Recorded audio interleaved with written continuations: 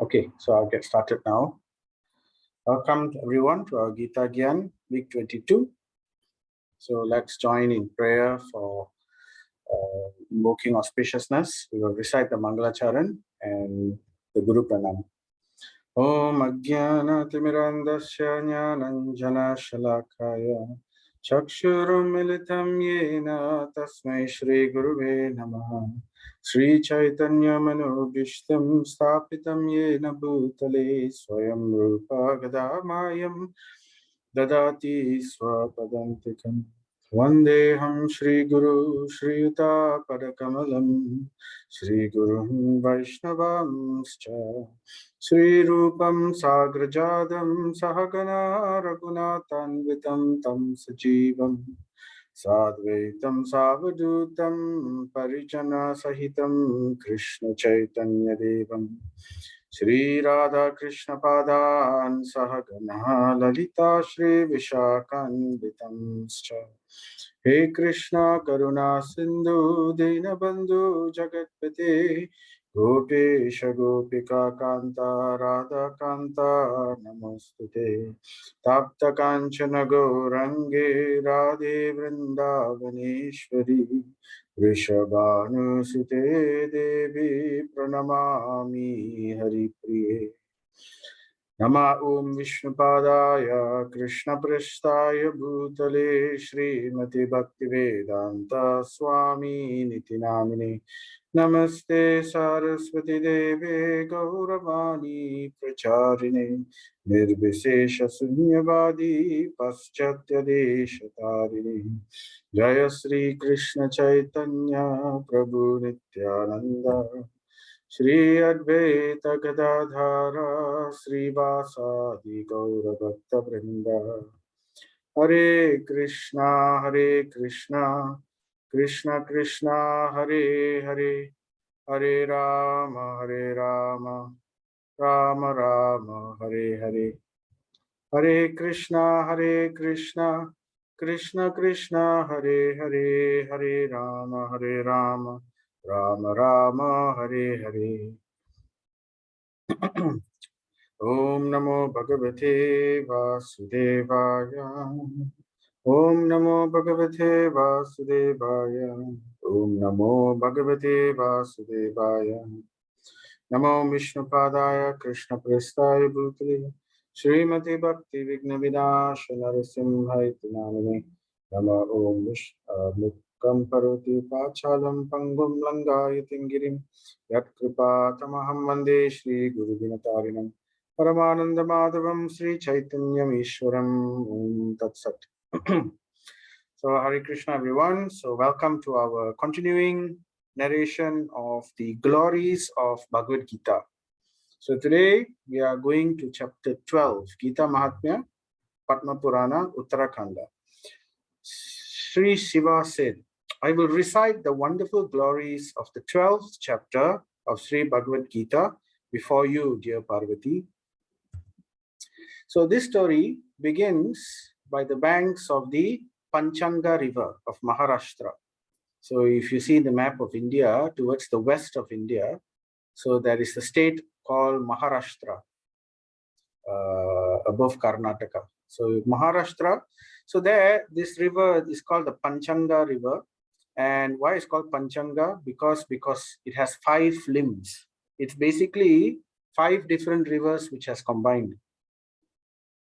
So it's the rivers are Keshari, Kumbi, Tulsi, Bhogavati, and also Saraswati. So these are the 5 rivers which combine together and then they flow. And the place where it flows, it passes through a city called Kolbapur. Now, previously it's called Kolbapur, but now it is called Kolhapur. So Kolhapur is a famous place also in India. It's known for their food. You know, you go to some restaurants, you will see Kolhapuri sabji or Kolhapuri cauliflower or something like that. So it's a bit spicy, but it's nice. Anyway, this is Kolhapur. And over there in Kolhapur, right, there is a very important temple, one of the most famous temples there. This is the temple of Mahalakshmi, very famous Mahalakshmi temple.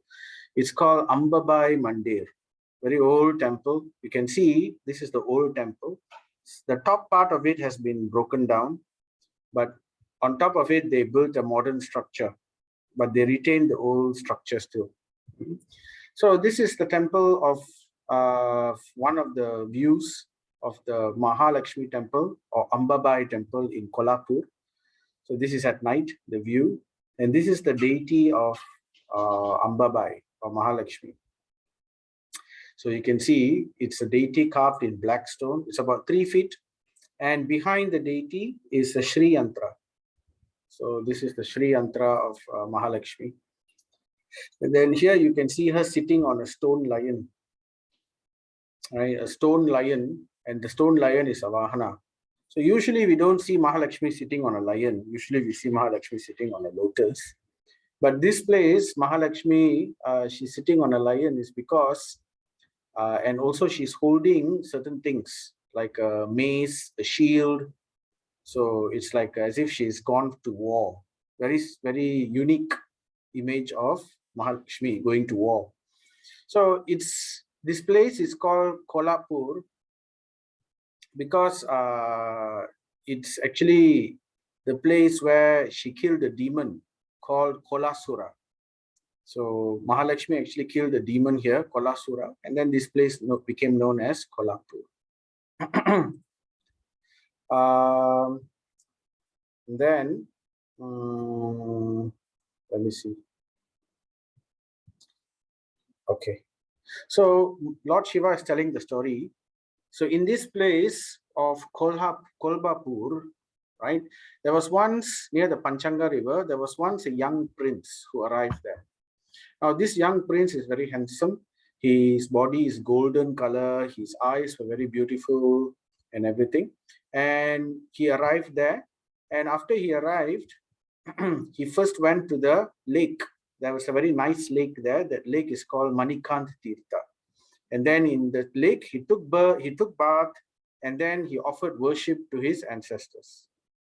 And after that, straight away, he went to this temple, this Ambabai temple, this Mahalakshmi temple, and he went to pray to the deity there. And there he glorified the deity very nicely. He said, "Oh, you are the protector of the devotees. All glories to you. It is by your mercy that we are given the blessings to serve Achyuta." Achyuta is one of the names of Krishna or Vishnu. So then in this way he was praying, and then he was reciting the many names of Lakshmi. And after that she said, "Please kindly be merciful upon me." So very devoutly he was praying. And as he was praying, right, this is the deity, very beautiful deity. The deity was listening as he was praying, and the deity was moved by the prayers of this prince, and she appeared before him as Mahalakshmi. And she said, "Oh prince, I'm very happy with you. Please request any benediction, any boon, right, according to your heart's desire from me." So this prince, he could have asked for anything, but what he asked for, he said, "Oh,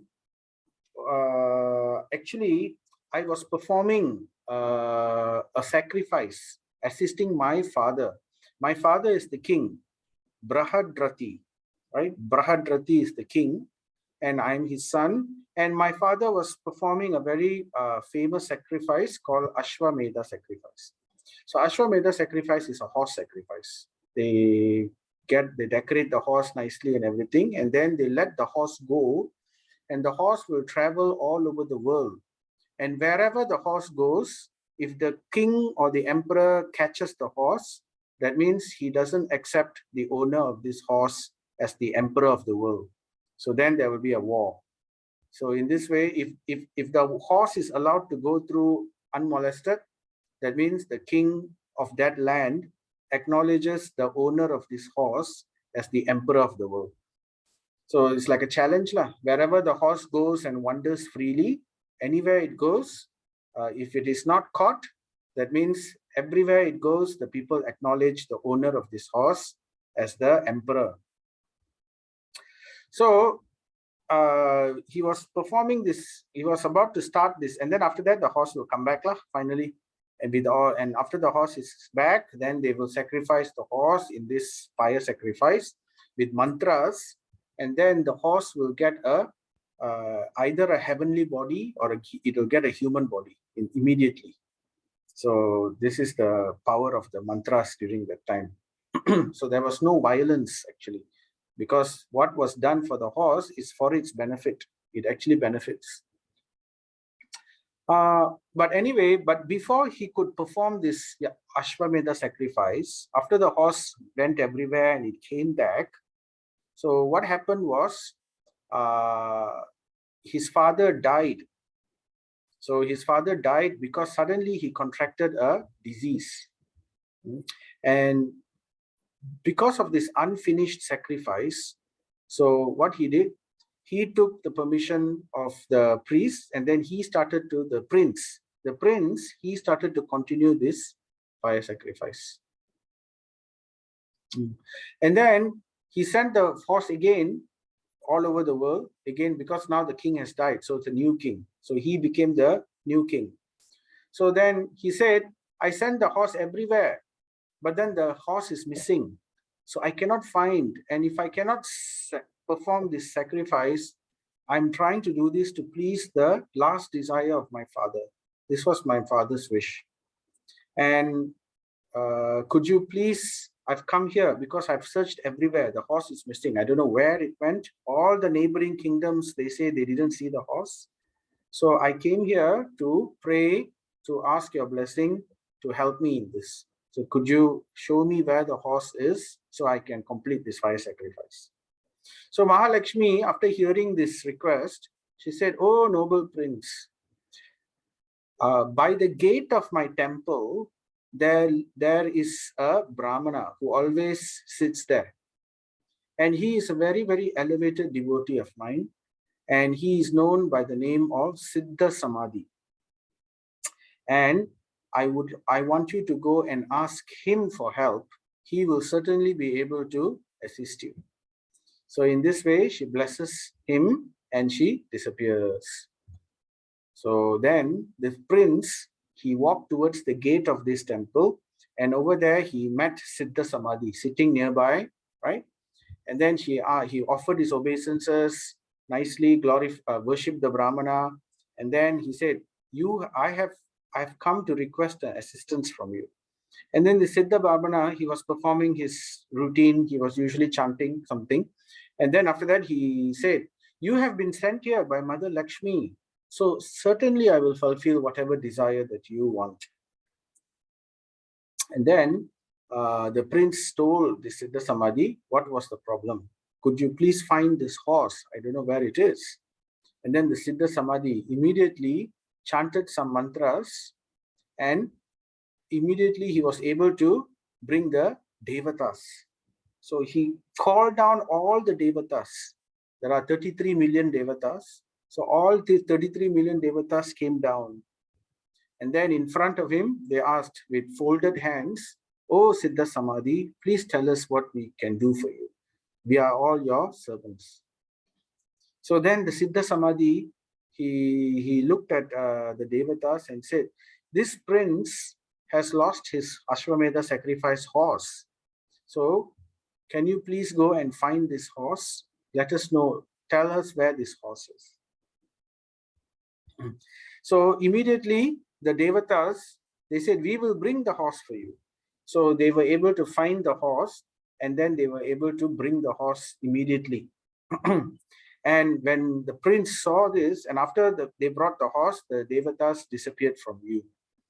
And when the prince saw this, he was amazed. And then he said, oh, thank you so much for this wonderful blessings. And then he said, but you are so wonderful. So how is it that you are able to command such power that all the Devatas are obeying you? And then the prince said, you must be extremely powerful. That's why your name is Siddha Samadhi. Siddha means mystic power or yogic power. That means one who has siddhi. Siddhi is the power, and one who has that siddhi is called a siddha. So you are very, very powerful. So I have one more request I beg of you. So then he says, I beg of you to bring my father back to life. Actually, my father died and his disease was very mysterious. So I thought, so instead of cremating him immediately, right? So my father, after he died, I actually kept his body in a stone container, a sarcophagus actually, in a stone container like this, and I have immersed his body in oil, in pure boiled oil, so that his body is preserved. And I don't know what made me do this, but somehow I was moved within my heart to do this. And now that I met you, I'd like to humbly beg of you to kindly bring my father back to life, if you can and if you desire. So then the Siddha Samadhi, he said, after hearing this, he gave a chuckle and he said, okay, let us go to that place where you have kept your father's body. So when they reached to that place, the Siddha Samadhi, by chanting something in his mind, he took some water and sprinkled the water onto the body of this father. And then immediately the body of the father became alive. And King Brahadrata woke up. And as soon as he woke up, he opened his eyes and he saw the prince, and he also saw Siddha Samadhi, and he could immediately understand what has happened. And then he told the Siddha Samadhi, oh, oh, great personality, you have brought me back to life. Oh, great person, please tell me who you are. And then the prince told this king all that has happened. And then he told him how Mahalakshmi herself told me to ask help of this Siddha Samadhi. And this Siddha Samadhi was able to find the horse by invoking all the devatas. And then in this way, he is also able to bring you back to life. And then the king was amazed. And then the king said, oh, such wonderful Brahmana you are, Siddha Samadhi, such a great devotee of Mahalakshmi. Please tell me what kind of austerities you had performed for you to command such power, for you to command such mystic ability, that even the devatas were able to follow your instructions. And then Siddha Samadhi said, actually, these powers are really not important. I am not at all interested in these powers. It's just that since you asked for some assistance, so therefore I utilized them in the service of both of you, because it was the desire of Mahalakshmi that I help you. So this was his reply. And based on this, the king came and he offered his obeisances. And then he asked this Siddha Samadhi, but that's wonderful, but you didn't tell me how you managed to obtain such exalted position.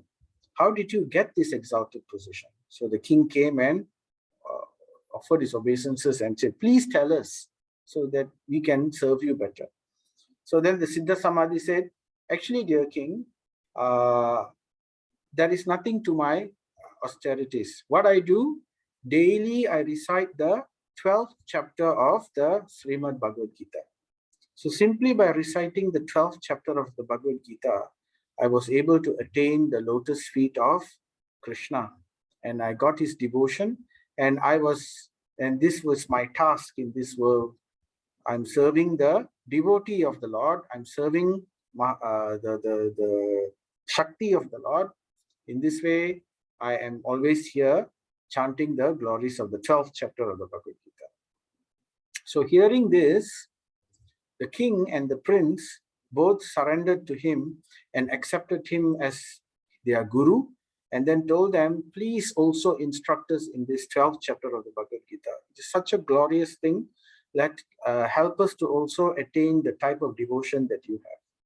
So in this way, the Siddha Samadhi instructed both the king and the prince, in chanting the 12th chapter of the Bhagavad Gita. So then Lord Shiva continues the narration. In the course of time, both the king and his son attained the lotus feet of Sri Krishna at the end of their lives. And then he continues, Lord Shiva, many other persons have achieved the topmost goal, devotion to Sri Krishna's lotus feet, simply by reciting the 12th chapter of Srimad Bhagavad Gita daily. What to speak of following the instructions of the Bhagavad Gita.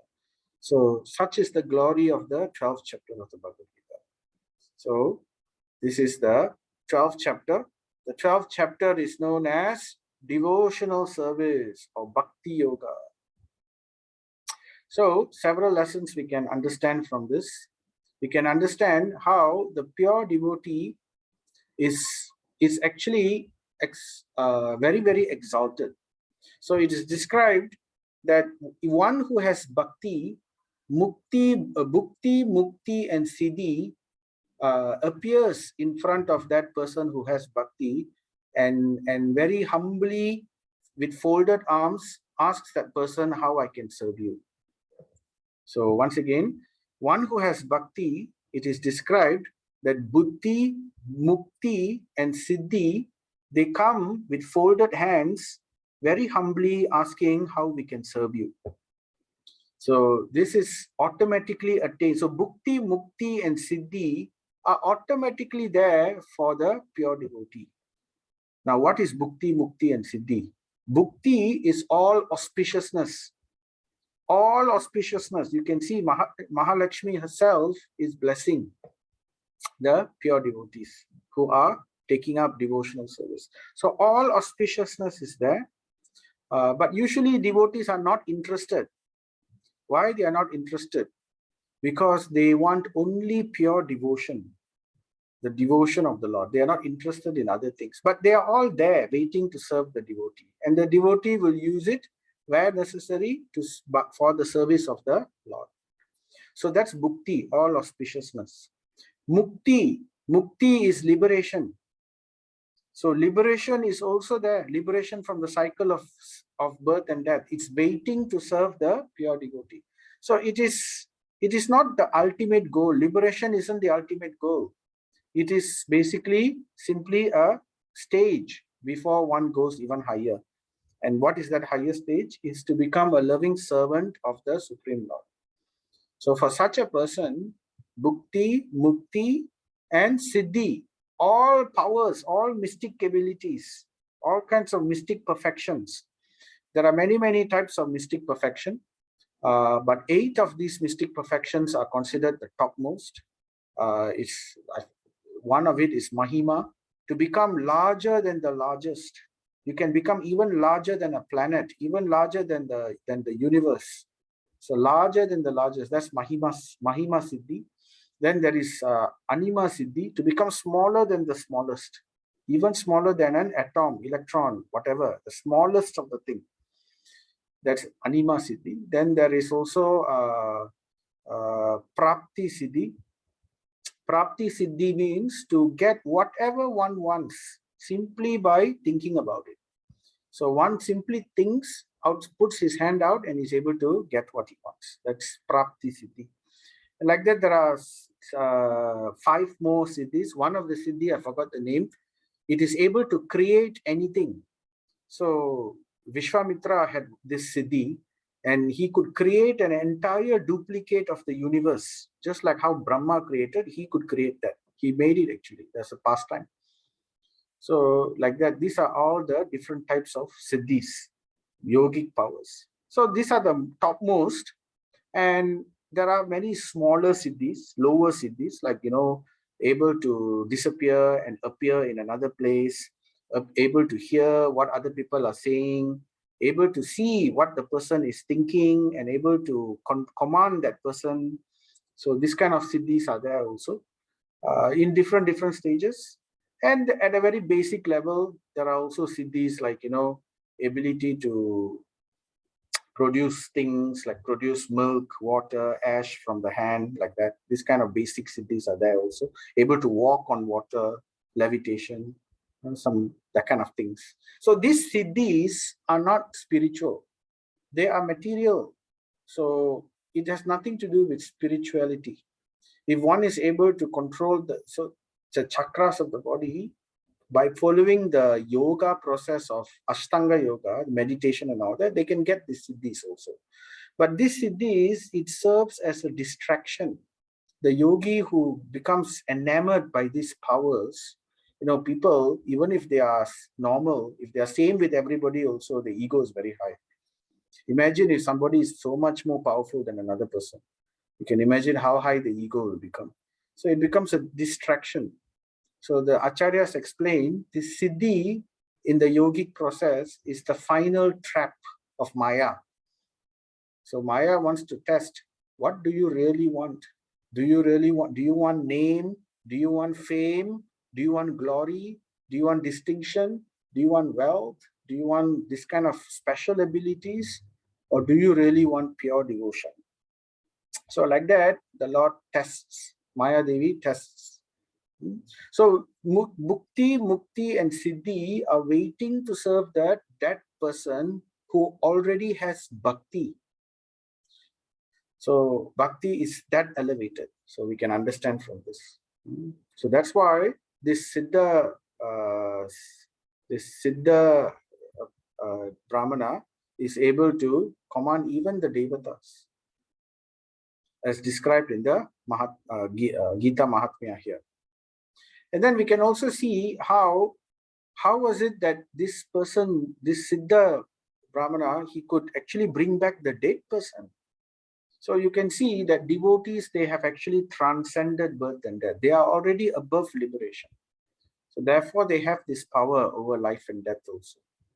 So that is very few of them have. For example, Lord Shiva, Lord Brahma, Yamaraj, Narada Muni. So this kind of very, very elevated persons, they are able to bring back dead people. Then we can also see how the culture of austerity and prayer, you can see this prince, though he is very good looking, very powerful, very rich, very well respected, he's a prince, right? But look at the culture of that person. He is not spending his life whimsically. When he came into a problem, what was the solution for this prince? Did he go and do other things? Instead of doing other things, when the prince came across a problem which he couldn't solve, he took advice from he took the permission and blessings of the Brahmanas, and he personally went and performed prayer to Mahalakshmi. So this is the culture. The culture in those days is the culture of austerity and prayer is very important in solving one's problems of life. Of course, one endeavors also, but it is also together with the austerity and prayer. So the austerity part is the endeavor.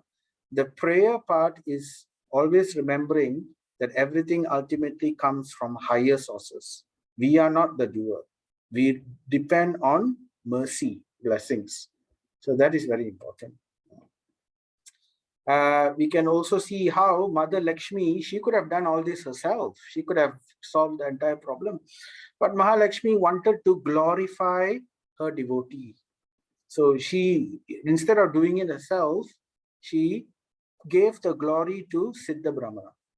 Right? So this is what the Lord does. The Lord likes to glorify his devotees. So instead of doing something, he will let the devotees perform the activity and let the devotee gets the glory. So that's why Krishna, he acted as charioteer only. He didn't fight in the Mahabharata war. He could have easily fought everyone and won everything and all glories would have gone to him. But rather than that, he empowered his devotees to perform services to him, and the devotees got the glory. Arjuna became glorified. Yudhishthira, Bhima, all of them got glory in battle. Whereas Krishna was simply a charioteer. That's all. So this is the culture and the nature of the Supreme Lord. He likes to glorify his devotees. And we can also see how the prince and the king, they were not pure devotees of the Lord, but because they served, they had faith in Mahalakshmi, a pure, one of the auspicious pure devotees of the Lord. And in this way, and by serving the pure devotee of the Lord, they were able to get the mercy of a guru. So how do we get guru? By pleasing the Lord or pleasing his devotees. And in this way, by their mercy, we will get guru. And by guru's mercy, we will get Krishna. And that's exactly what happened to this prince and the king. So they got this guru, Siddha Brahmana, and they surrendered to him.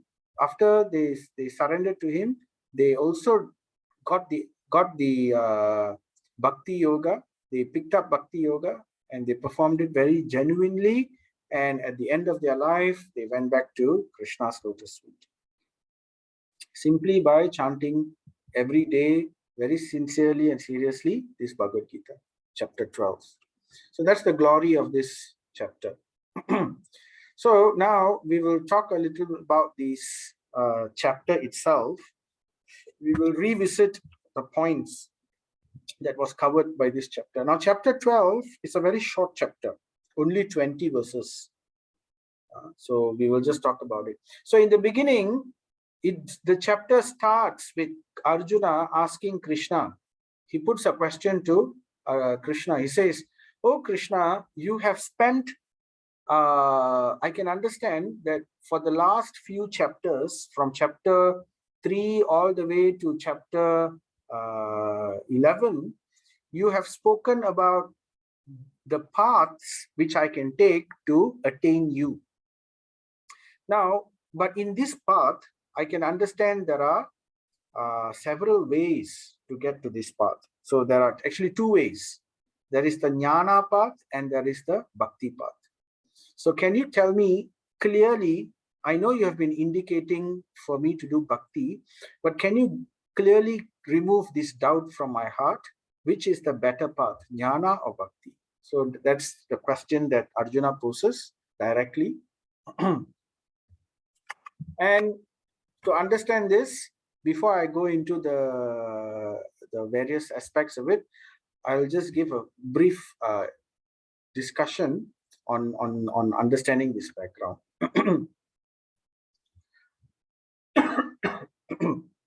So, human beings, right? We have all jivatmas, all of us spirit souls. We have fallen into this material creation or prakriti, in this material nature.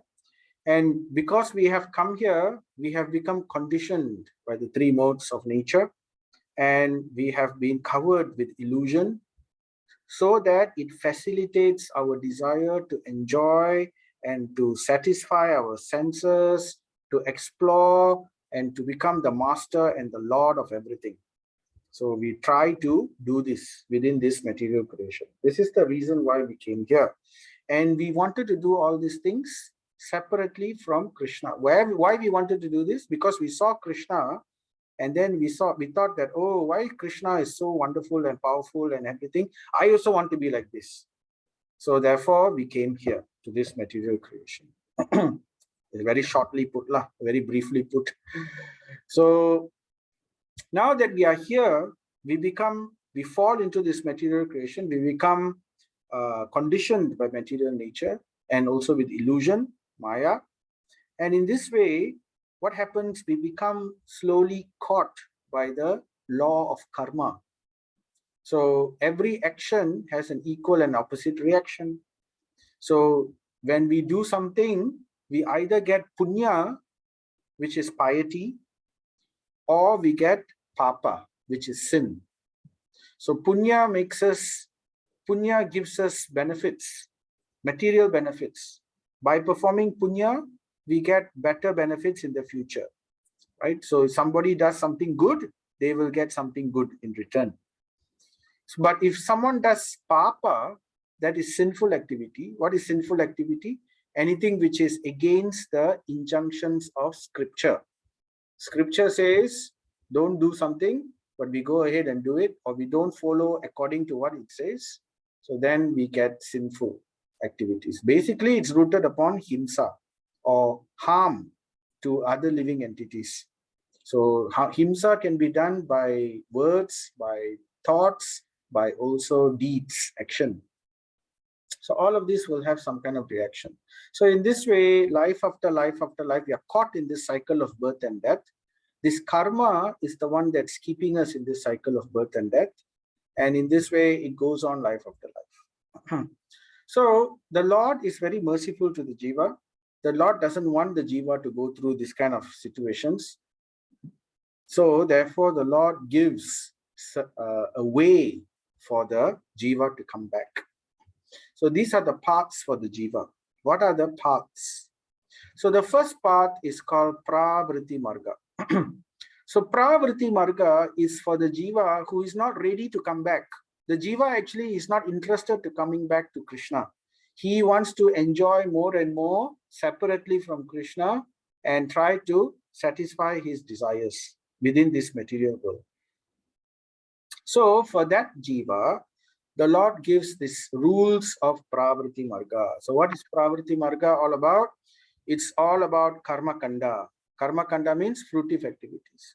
So scripture is given. Scripture will say, oh, you want to enjoy your senses, you want to enjoy life, you want to enjoy all that you want to do. Okay, you want to have fun and everything. Okay, you do what you want, but you do it with some regulation. And that means you don't simply do everything. Like, for example, you want to eat. Okay, you don't simply eat everything and whatever. Okay, so at least avoid certain things and eat only these things. So like that. So some rules and regulations are given in the pravritti marga, which allows the person who follows the pravritti marga to enjoy. They can enjoy, but as they enjoy, there is some regulation. It's not 100% unrestricted enjoyment. It is enjoyment, but within the rules, right? Just like, citizens, we are all in the country. We can do what we want in the country, but we cannot break any law, right? Otherwise, we will get put into prison. So this way, those who follow the rules of scripture, they are called sura, or people who are obedient to the Lord. Those who don't follow the rules of scripture are called asura. They go against, they like to do what they want. So they get into trouble, and then they fall down further and further.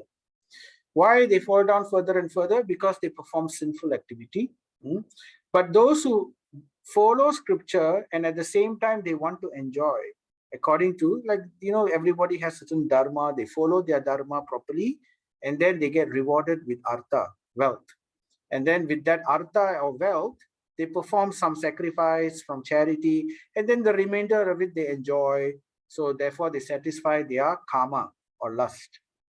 And in this way they go on and on and on. So for this kind of people, pravritti marga is recommended.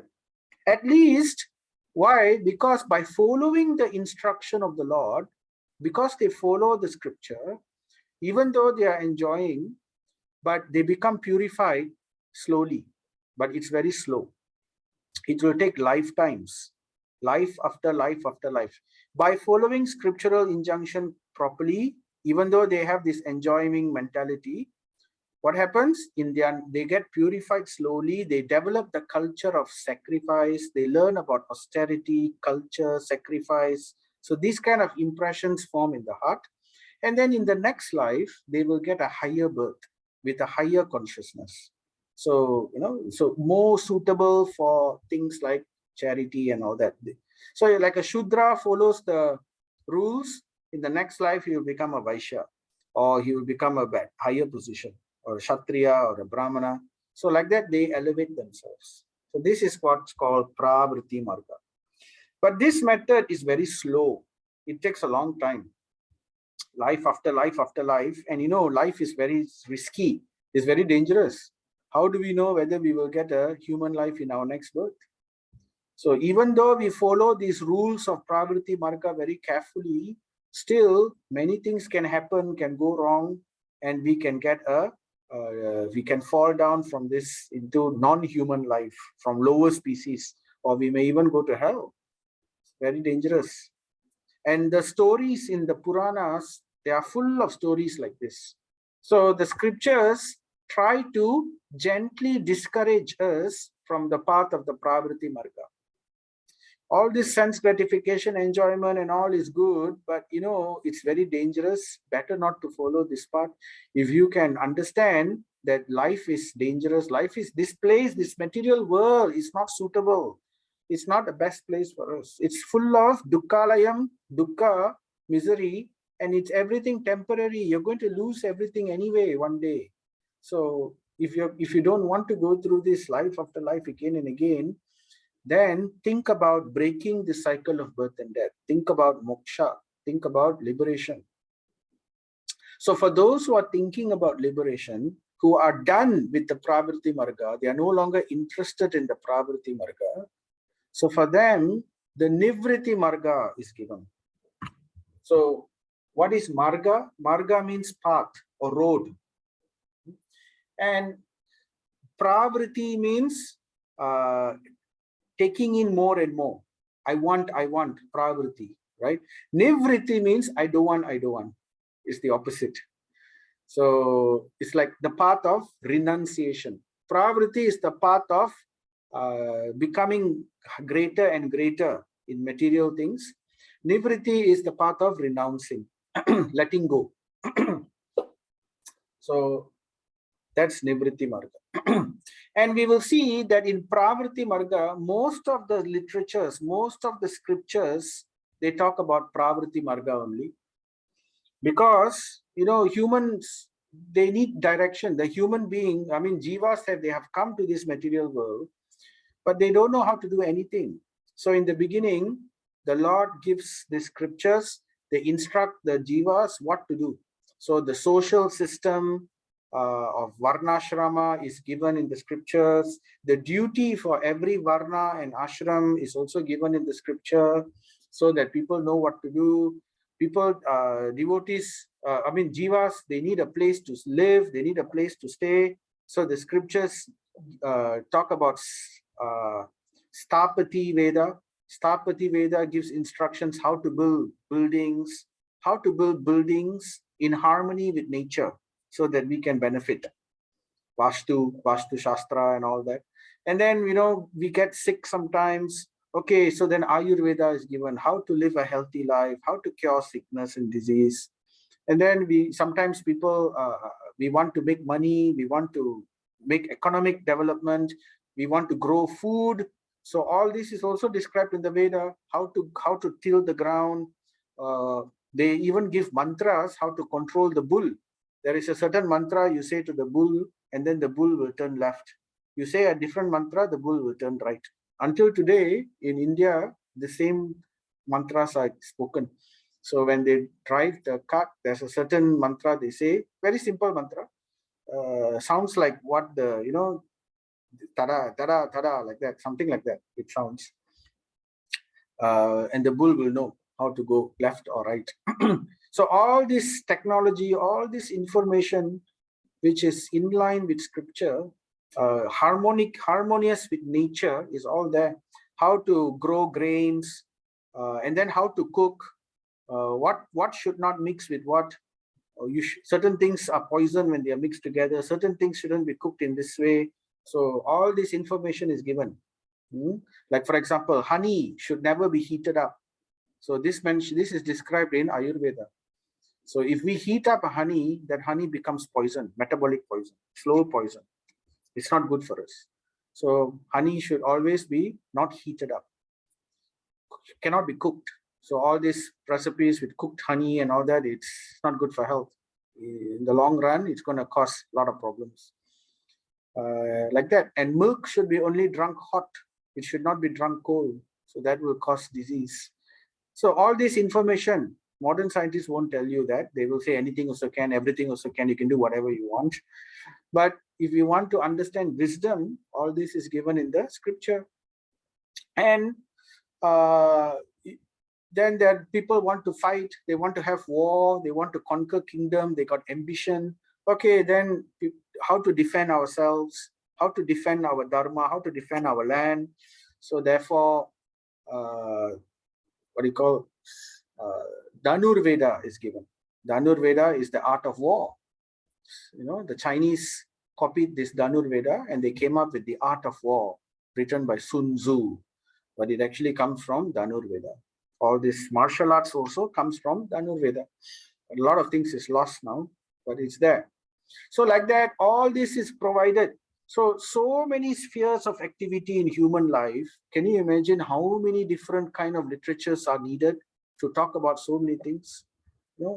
Even music. Once somebody wants music, they want to entertain themselves, dancing, how to play instruments, all of this is also given in the scripture. So it basically, scripture is like the manual of the universe. It tells us how to do everything, gives us civilization, and elevates human being from animal kingdom. So therefore, majority of the scriptures in the Vedas, they are dedicated to pravriti marga, for the betterment of material advancement, to satisfy one's desires, material desires.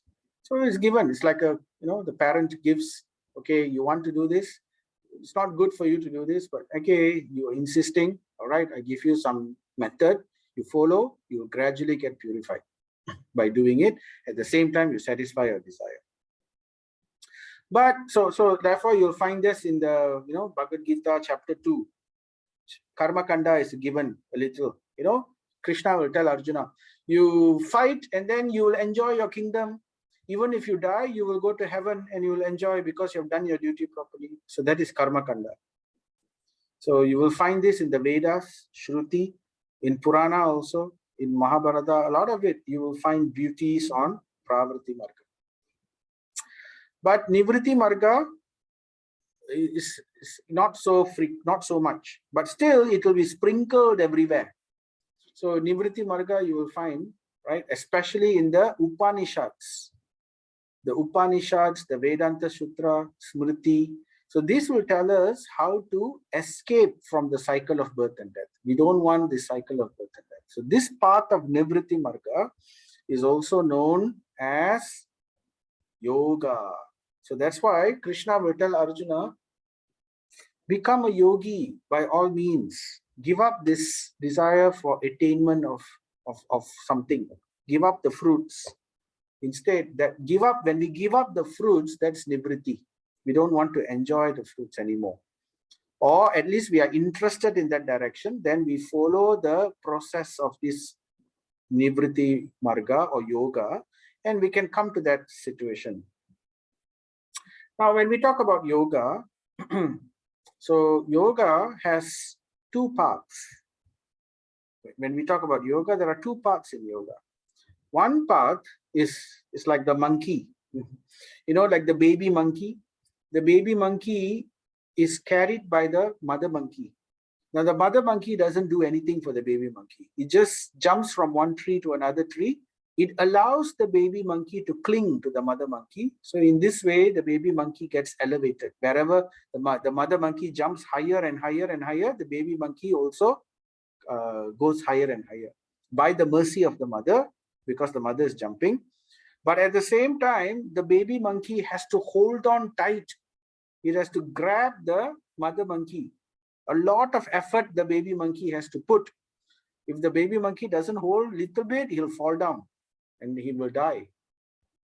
So it's a very difficult path. So it's like the baby monkey is like the person who is following the one direction of the yoga path. He has to really do a lot of effort. So this path is called the jnana path, right? And we also have bhakti path. Now, bhakti path, the person who follows the bhakti path, or the devotee, bhakti yogi, his is described like the lion.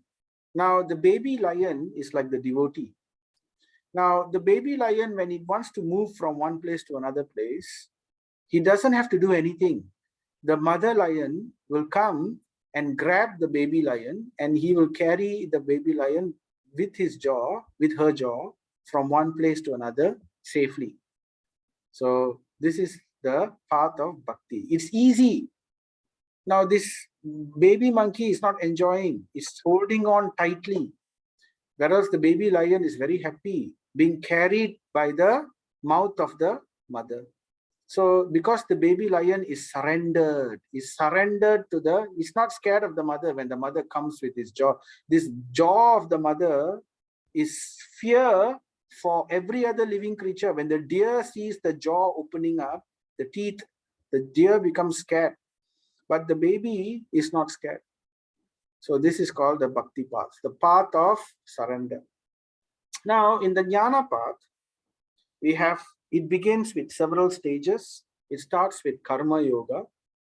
Karma yoga is we learn how to renounce the fruits, but it's done in a very difficult way, because they will, okay, they have to do their work, they have to do their duty, because prematurely they cannot renounce everything and go, because then they have not controlled their mind. So this is a disturbance in society. So Krishna will say, don't simply leave, perform karma yoga, perform your duty, learn to give up the fruits of the duty. So by following this process, one will elevate. But bhakti yoga is very nicely done, it's very happily done. Susukam kartum avyayam. Happily, sukam, very happily it's done. So bhakti yoga doesn't say simply give up all your duty, right? You do your duty, but instead of giving up all the fruits, you take the fruits, but you dedicate the fruits to Krishna.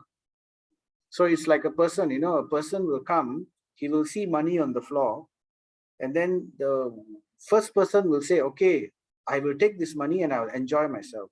So that is called the karma kandi, or the first path, the pravritti marga. That's not yogi.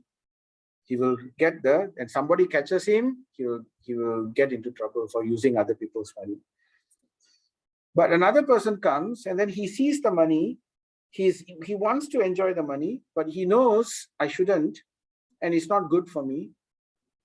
I don't, so this money will create problem for me, so I want to renounce. So therefore he looks another way and he ignores the money lying on the floor and he walks away. So that is like the jnana path. So whereas the bhakti path, they will see the money, they will take the money, and then they will use it in the service of Krishna. So that is the bhakti yoga path. And it's full of different varieties, 9 vidha bhakti, 9 types of different bhakti, such as hearing, shravanam, kirtanam, chanting, reciting, smaranam, remembering, hearing all these things must lead to remembrance, right? And then we have pada sevanam, different types of services, right? And then we have archanam, worship.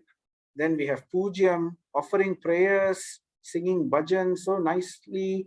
And then there is dasyam, servitude. And then there is sakyam, being a friend. In this way, atma nivedanam, surrendering your whole life, your time, your wealth, your effort, your life. So in this way, there are different processes of yoga for the perfection of our, and it's full of variety and it's happily done. So bhakti yoga will say, you don't have to, in jnana yoga, don't eat, fast, go away, do, very difficult fast, eat very basic things, and then meditate. That is jnana yoga path. Where else? So this is what the Himalayan people, they go there, they eat very just leaves and dry leaves, and they sustain themselves through prana, through air. They can even go without eating. But it's not happy path, right? Whereas the bhakti yoga path, it says, oh, eat, but don't eat meat, don't eat fish, don't eat eggs, don't eat onion, don't eat garlic. That's all. Everything else you can eat, but you offer to the Lord. And what the Lord likes things in the mode of goodness. So cook and offer food in the mode of goodness, offer to the Lord with love, with devotion, and the Lord will accept. And then we take the remnants as prasadam. And this prasadam is extremely purifying. And then it will purify our hearts. It will give joy to our hearts also, simply by tasting. So this is the bhakti path. So Krishna in chapter 5 itself, he says, but of the two, between the two parts, work in devotional service is better than renunciation of work. Chapter 5, verse 2. So if somebody in karma yoga path, he realizes this, he can switch to bhakti yoga easily. So because he's gotten some purification, then he can easily switch and then he can follow. But if he's not so fortunate to get into association of devotees, then he doesn't know how to switch or he doesn't know about it. Then what does he do? The karma yogi, by following karma yoga, he slowly gets elevated, and the culture of sacrifice develops more and more in his heart, and he becomes suitable to receive knowledge. And when he receives knowledge, he becomes open to the idea of learning. A hunger and thirst to learn from scripture awakens in his heart. And then he becomes a jnana yogi. A jnana yogi, he'll start learning, he'll start studying the Upanishads, carefully going through the Upanishad, trying to understand what is the goal of life. And with intelligence, he tries to purify himself. So that is jnana yogi. So nobody likes studying very detailed. It is a very difficult, because to become a jnana yogi, we have to let go of a lot of material responsibilities and then dedicate one's life, because you have to study Sanskrit, but not easy to study Sanskrit, very complex, and the meaning in the scripture is not easy to understand also. So especially the Vedas, and you have to be a Brahmana. Only Brahmanas can study Vedas. So jnana yogi is very, very difficult. So, but if you come to bhakti yoga, then it becomes very easy. So in bhakti yoga, there is hearing, shravanam. By hearing, right, one gets purified. And how do we get knowledge? The knowledge is received by Krishna within the heart. Krishna gives that knowledge from within the heart. So just like how the mother lion carries the baby lion, so Krishna helps the devotee. Automatically such a knowledge, the realization of that knowledge, the correct understanding of that knowledge is revealed within the heart. Simply one has to hear, one has to chant, one has to remember, one has to serve. So like this, we get bhakti yoga, and it's happily done. But if the person is not fortunate, he still wants to, he still has no association of devotees, living alone in the monastery somewhere far away in the Himalayas. So then the point of knowledge, he comes to realize, I must now perform meditation, because I have realized that Brahman is the supreme. Now I want to search out for this Brahman. So if this person dies at this time, he will attain the Brahman. But if he wants to search out that Brahman and see the source of that Brahman, then he performs dhyana yoga. So dhyana yoga, he starts to see within himself. He searches within himself for that Brahman. So that is jnana yoga, by performing the meditation. For that, he has to first do exercise, yoga postures, sit properly, learn how to sit for hours without moving, without pain, without discomfort. So that is asana. Then after that, he learns to control his breath, pranayama, so that he can quieten his mind, silence the desires of the mind. So it's a mechanical process, step by step. And then like that, after that, he throws away all the desires to enjoy material senses. He brings it within himself. That's called pratyahara. And then he learns concentration, dharana. He learns how to concentrate on one spot for several hours, and then increases that to several, more than a few hours. So like that, dharana increases, then it becomes meditation. Then only comes meditation. It's not so easy to do that. Dhyana. So dharana first, concentration, then only dhyana, meditation. And then he achieves samadhi, he sees the super soul in his heart. He realizes the source of this Brahman is this four-armed form of Lord Vishnu, the Paramatma, so Dhyana Yoga. And then he realizes, oh, if only I could serve this person, this personality, he's so wonderful. Then that person switches to Bhakti Yoga.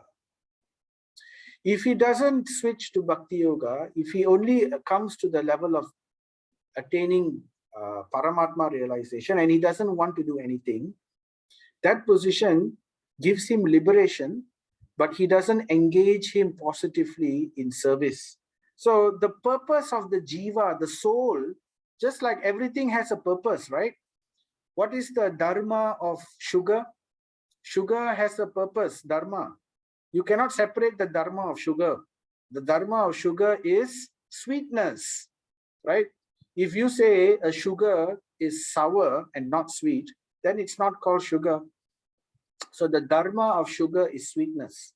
What's the dharma of water? It quenches thirst and it is wet. So that is the dharma of water. What's the dharma of fire?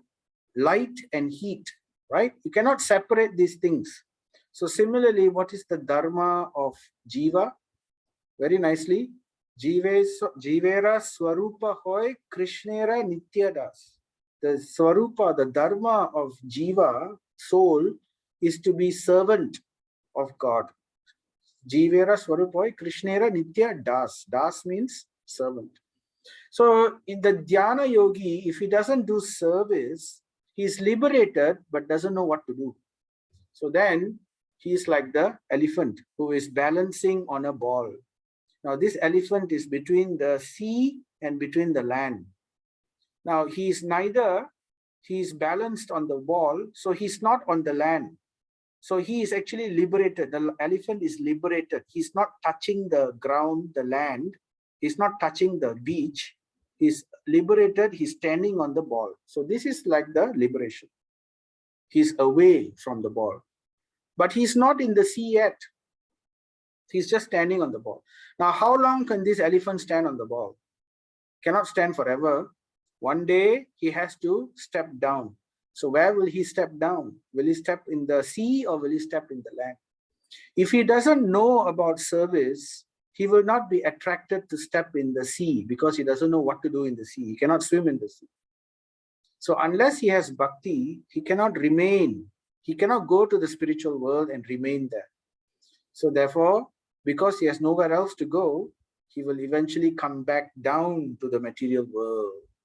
So when he comes down to the material world, this is why we have, yogis, they go to the Himalayas, they renounce everything, they give up everything, and then they go to the Himalayas, they perform meditation, and then they've attained Brahman, but they don't want to go further.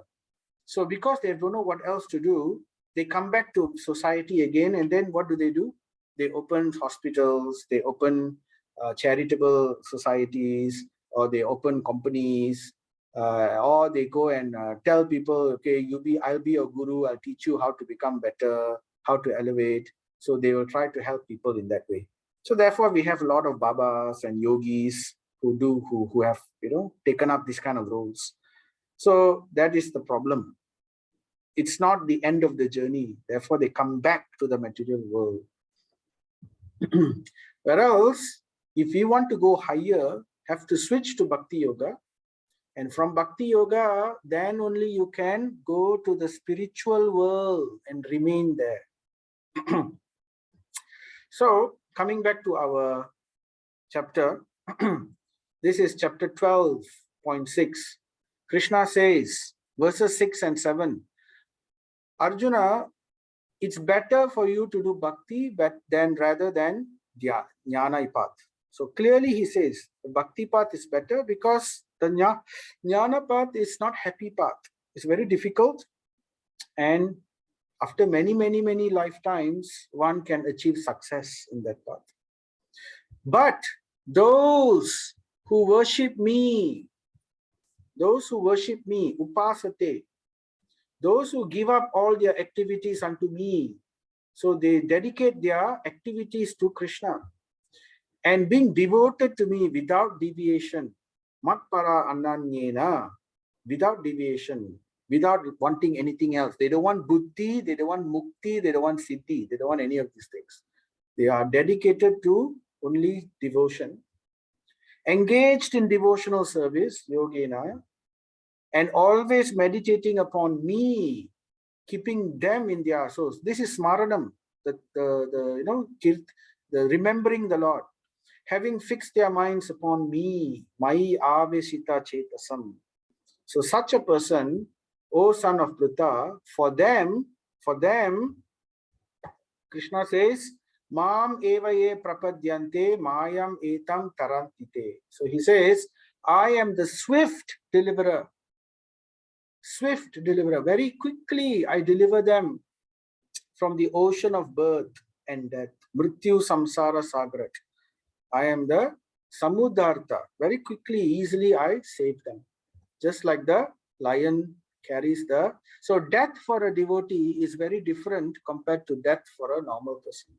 Normal person who's not a devotee, he sees death as something to be very, very scared about, because they don't know what's going to happen, where will I go, what will happen in my next life. They don't know. Whereas a pure devotee, he sees death as the embrace of the Lord, as a means to go back to him. He is very certain, there's no doubt in his heart, 100% certain that the Lord's mercy is there for him. And this is what the Lord does at the time of death. And therefore, he remembers the Lord, he's fixed in the memory of the Lord. And in this way, remembering the Lord, sometimes chanting the Lord's name aloud, such a person leaves the body.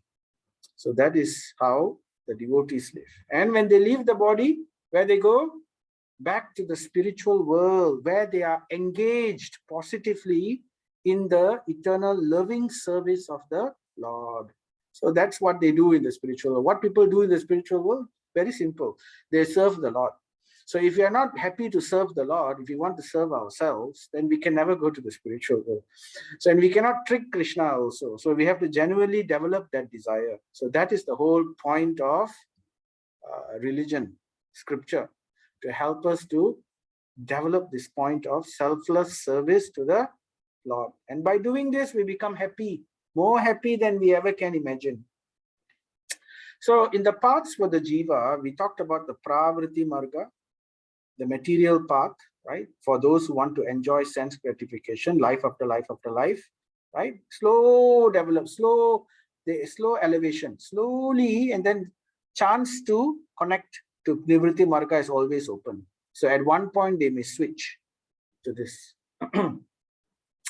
But in Nivritti Marga, there's another path in Nivritti Marga. Just now we talked about the Jnana path, and then there is the Bhakti path. So Bhakti path is also there, and it's not so much seen in scripture. It's there little by.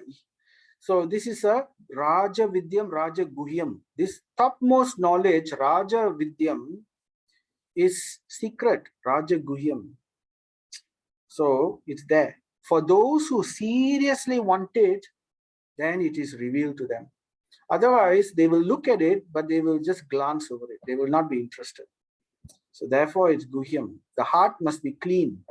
Then they will be, or they will get some special mercy of the devotees or the Lord's special mercy. Then they can switch to this. So this is there also in some parts of the Upanishads here and there, in some parts of the Vedanta Sutra, but specifically in Bhagavad Gita and in the Srimad Bhagavatam. So this is called, and Srimad Bhagavatam and Bhagavad Gita, they focus on Ananya Bhakti, especially the Bhagavatam, pure devotional service, not mixed devotional service. So not interested in Buddhi, Mukti or Siddhi, don't want all these other things. Pure devotional service. So that is chapter 12, and Krishna will talk about Bhakti Yoga ladder. Okay, after describing all this, answering this question, Bhakti is better than Jnana, and talking about pure devotion, Krishna will tell Arjuna about how to reach this. How to reach, okay, we don't have pure devotion. How to reach this? By following this path. So Krishna says, just fix your mind on me. Always think about me, remember me always, engage all your intelligence in me, thus you will live in me always without a doubt. Okay, but that's not, what if we say, oh, I don't know how to do that? I don't think of Krishna all the time. We haven't come to that platform yet, right? So there are people who have reached that platform. This is already very high level, right? To always, Prahlad Maharaj, even in the most difficult situation, without any disturbance, always remembering the Lord. So fixing the mind. So how can we remember the Lord always? If we cannot come to this level, if we haven't reached this level, then what to do? So Krishna says, very easy. If you can't come to this level, he specifically says, if you can't come here, then what do? You follow the regulative principles of Bhakti Yoga. In this way, you will develop a desire to attain me, and this desire will bring you to this level. So what is this regulative principles of Bhakti Yoga? So that's Bhakti Yoga, the process. It begins with hearing, chanting, remembering. And it needs to be done under the guidance of a guru. So one needs to take up formal initiation, accept a guru in the parampara of devotional service, and follow the to get initiation, follow the 4 regulative principles, right? No meat eating, no illicit sex, no intoxication, no gambling, and dedicated to truthfulness, cleanliness, dedicated to austerity, dedicated to mercy. So, and in this way, constantly chant 16 rounds of Hare Krishna Mahamantra, and hear scripture and do some service as we are able to, and in this way serve the instruction of the guru, and in this way we will develop the desire. Our heart will become purified. It will get purified, and we will, instead of other desires for other things, we will develop desire for Krishna. We will lose our desire for material things. We will lose our desire to see material movie, to hear material things, to read material things, and all these things will go away. We will lose that desire, and it will be replaced with desire for Krishna, to hear about everything to do with Krishna, to eat Krishna prasadam, to visit the holy places of the Lord, to mix with, associate with the devotees, to hear more and more about the Lord. So this is the goal of life. That is the process of devotion.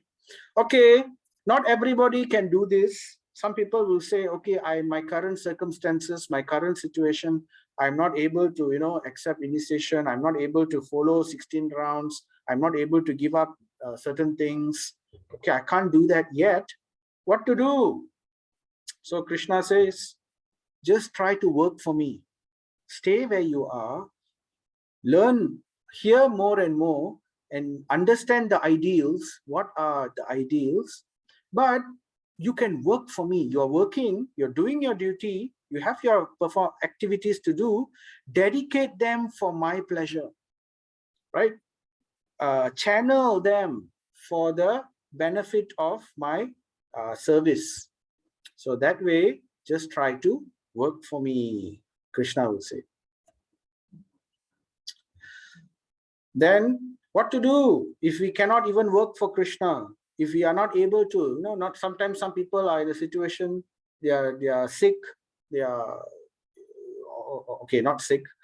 Even sick people, they can still dedicate something. They can offer their food to the Lord, offer whatever charity one performs, offer to the Lord, whatever money one gets, channel some for the service of the Lord, get beautiful garlands, sponsor festivals, offer prasadam. So like that, work for me. If you cannot do this, if we cannot even do this, right? Some people are averse. They say, I don't want to do this also, because they don't like the Lord. They want to have nothing to do with the Lord.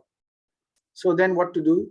So for such people, Krishna says, okay, if you cannot do this, that means you cannot follow bhakti, because you are averse to me. So then what do? You give up the results of your work, and don't have to give it to me, but at least still give it up. Give up the results of the work and be self-situated. So what is Krishna saying here? Krishna says, follow karma yoga, take up karma yoga. That is the path of the jnana path. So jnana path is only for people who cannot do any of these things. They have no devotion for Krishna at all. In fact, they don't like Krishna. They don't want to have anything to do with Krishna. Okay, then you take up this jnana path. So for people who are envious of the Lord, they cannot follow bhakti, even the basic part of bhakti. So instead, they have to take the difficult path if they want to become liberated. A path is still open for them. Even though they are envious of the Lord still gives them a path to purify themselves. But because they have rejected the mercy of the Lord doesn't cannot directly help them. So he leaves it to them, and for them to follow this path and come and purify himself, and so he can come back to him. So then engage yourself in cultivation. After karma yoga, then advance to jnana, then advance to dhyana. So in this way, you get purified, and then eventually you will come to me. You will take up devotion anyway. So that is what he's saying, right? So this is the point of chapter 12. He gives all this in chapter 12. And then finally, he tells Krishna Priya. He talks about who are those people, what are the types of nature that I want my devotees or those who are in this path, I want them to cultivate these qualities. So if you cultivate these qualities in your heart, then you become dear to me. So what are these qualities? First of all, not being envious of Krishna. Krishna would say, don't be envious, right? Therefore, you can develop some positive feeling for the Lord. And then he says, become friend to all jivas, not only human beings, to all jivas, living entities, even animals, insects. Be a friend to all of them. Friend means don't kill them, at least. So free from or cause them harm. Don't create harm. Free from false ego. Learn to be free of the false ego. We don't want to indulge in our false ego. Learn to be, that means try to be humble. Equipoised. Don't be disturbed too much. Happiness. Don't be too happy. Don't be too distressed. Happiness and distress will come. Learn to be balanced, right? Okay, happiness is coming. Okay. Distress is coming. Also, okay. So like that, equipoised. Heat, cold, all these things. Be balanced. Be tolerant. So this kind of qualities.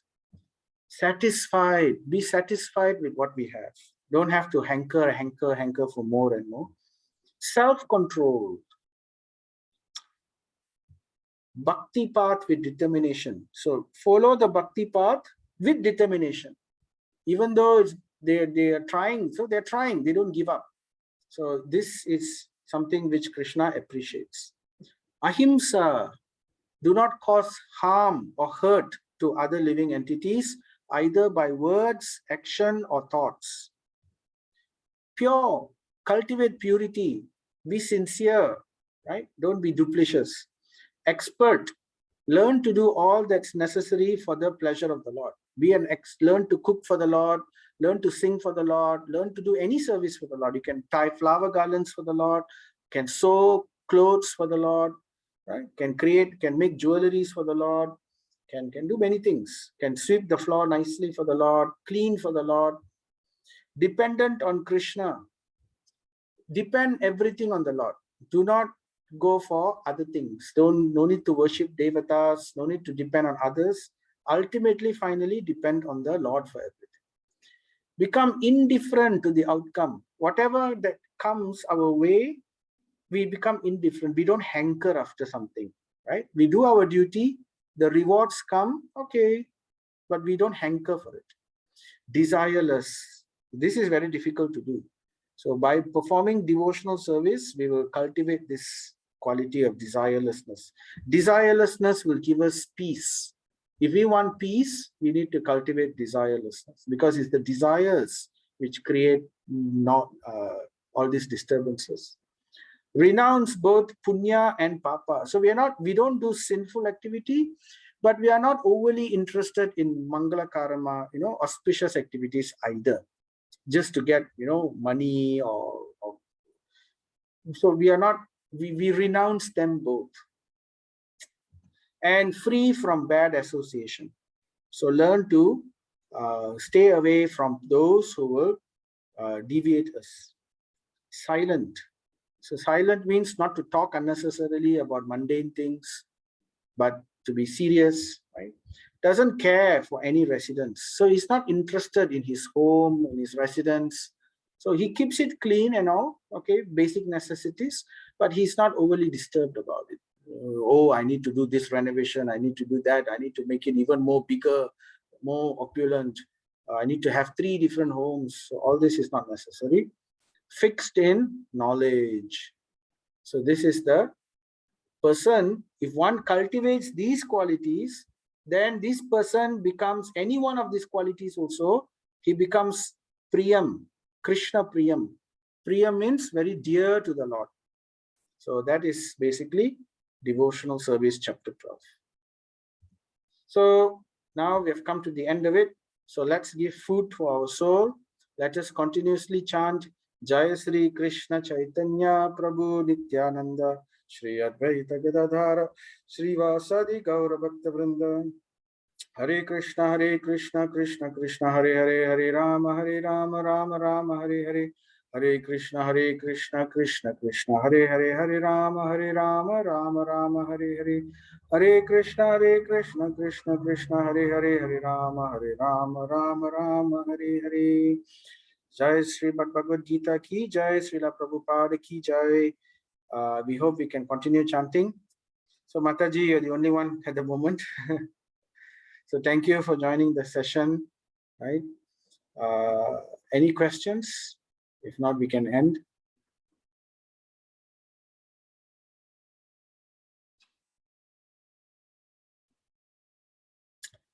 Okay, so if no questions, I hope everything is clear. Have a nice remainder of the week, and I'll see you all again next week. I'll have a session this Thursday also. I will post it. It's from another group, but I will share it here as well. Hare Krishna. Srila Prabhupada ki Jai.